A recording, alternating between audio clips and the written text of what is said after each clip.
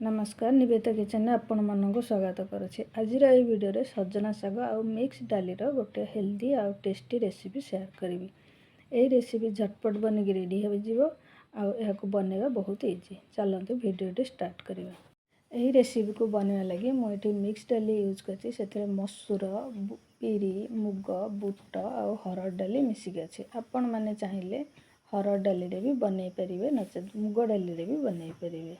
ये मु 200 ग्राम डाली नहीं सबको 3-4 थर भलरे धोई नहीं। एबे डाली को कुकर रे ऐड करी नबा। सेथिरे जितकी डाली नबा ताठू टिके अधिक पानी दबा। सेथिरे लूण और हळदी पाउडर ऐड करी नबा। एबे प्रेशर कुकर को गैस रे बसैबा 3-4 सीटी दबा जाके छाड़ी दबा। एपटे डाली सिझिया भितरे सजना साग को बाछि नबा। साग को सबु बेले यूज करिया पूर्वरु भलरे धोई नबा ताकि सेथिरे जहा सबु धूली बाली लागि थिबो बाहरी जीवो। एठी मु सबु साग को भलरे धोई नहीं। सजना साग बाछिबा को टिके टाइम टेकिंग होई थाए। सेथि पई सजना साग बनेया को प्राय लोक पसंद करि न थांती। मु कोन करि थाए मते सजना साग जबे बनेला थिबो 2-3 घंटा पूर्वरु तोली के रखि देई थाए।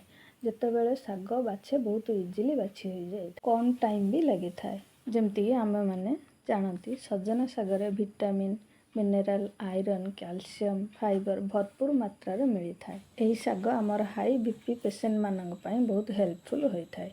सेथि लगी आम मानक डाइट रे डेली लीफी वेजिटेबल ऐड करबा निहाती दरकार। एठी सबु साग को बाछि नेछि। सेपटे प्रेशर कुकर रे 4टा सीटी ही गलानी। एबे गैस को बंद करि नबा आ ठंडा हबा लगी 2 मिनिट लगी छाड़ी दबा। 2 मिनिट ही गलानी। एबे चलंतु चेक करि नबा डाली सिझिछि कि नाही। पे देखि पारुथिबे डाली पूरा भलरे सिझी जाई छै। एबे चलंतु डाली बघारी नबा। डाली को बघारिया लगी मु पैन गरम करि नै छी। सेथिरे 2 टेबलस्पून तेल ऐड करिछि। मु एठी सोरिष तेल यूज करछि। आपण मन चाहिले घी यूज करि परिबे। तेल गरम ही जाई छी।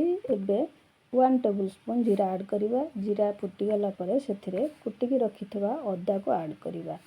टिके फ्राई करि नबा। सेथिरे कंचा लंका ऐड करि आ 4-5 कपड़ा रसुन को छोट छोट करके काटी के ऐड करिबा। आ सब को फ्राई करि नबा। देखिए रसुन हल्का गोल्डन ब्राउन हे आसिले सेथिरे काटी के रखिथबा प्याज को ऐड करिबा आ ताको भी फ्राई करिबा। प्याज को गोल्डन ब्राउन हेबा जाके फ्राई करिबा। एबे सेथिरे काटी के टमाटो को ऐड करिबा। सब मसला को एबे 2 मिनिट लगी फ्राई करिबा। सेथिरे टिके लूण ऐड करिबा ताकि सब मसला शीघ्र सॉफ्ट हे जिवो। एबे कवर करके 2-3 मिनिट लगी छाड़ी दबा।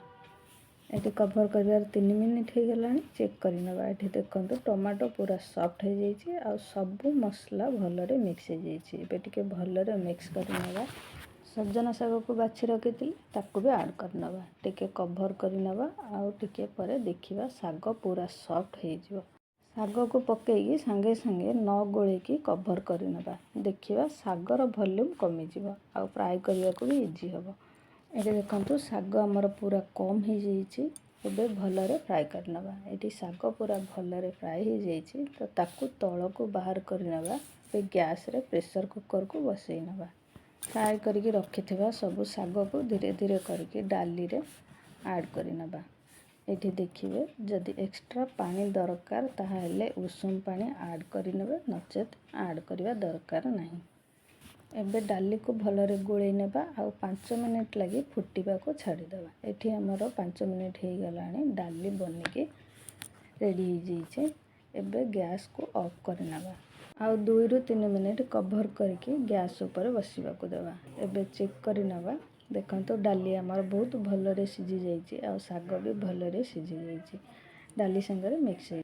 एही डाली को भात रोटी पराठा संगे खाई परिबे।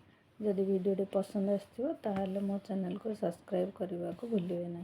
पाखरे थिबा बेल आइकन को प्रेस कर नेबे ताकि मोर नवा नवा वीडियो नोटिफिकेशन सर्वप्रथम आपण मान पाखरे पहुँची परिबो। फिर देखा एक नवा वीडियो रे। रहिली नमस्कार।